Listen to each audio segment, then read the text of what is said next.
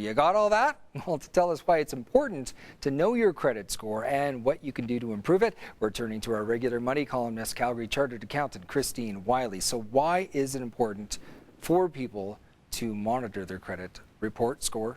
Okay, the first reason for a lot of people is good credit can often help us reach our financial goals, but more so nowadays it's to prevent identity theft.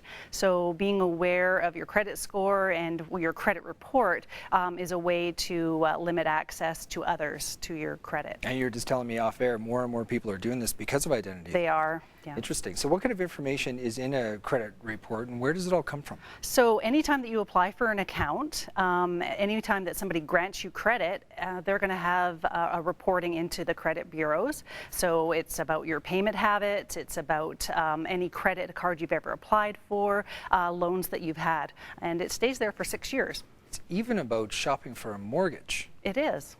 What is that all about?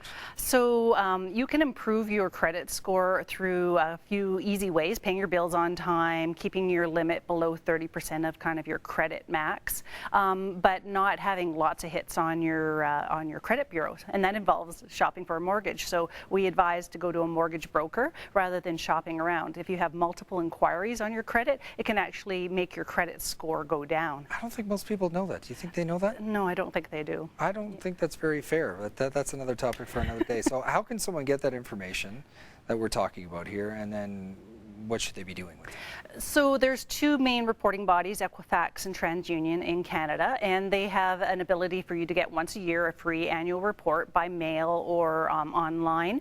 You have to submit some information to them, include some ID with your address.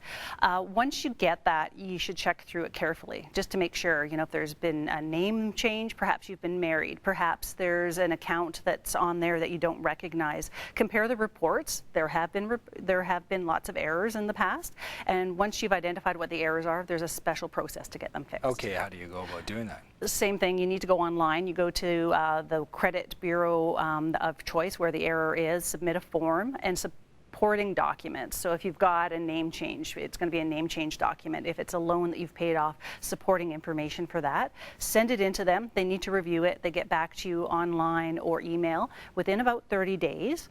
If the information is going to be changed and updated based on what you've submitted, they will actually reissue the credit report to anyone that's had an inquiry within the last 60 days. If not, they go back to the originating of the credit and they need to check for further information. But a good thing to note is that you can supply them with a little bit of an explanation. They only give you between 100 and 400 words depending on the agency, but it'll appear on your credit report. So if there is something a little glitchy in there that you want to give an explanation about, you can have that included as well.